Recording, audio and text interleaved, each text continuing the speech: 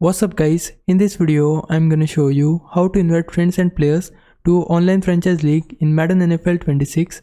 If you wanna invite players to your franchise league, it's pretty simple process once everything is set up.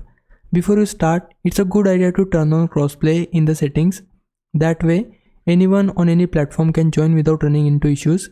After that, create new online franchise or load into one you already made.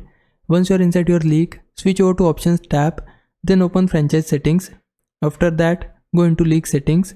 Here, you can choose whether your league is public or private. If it is private, you can set a password and share it only with the people you wanna join.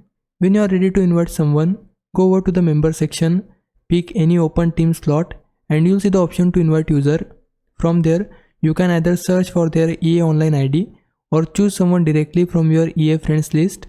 If you still need to add them as a friend first, you can do that from the main menu by pressing the R3 button.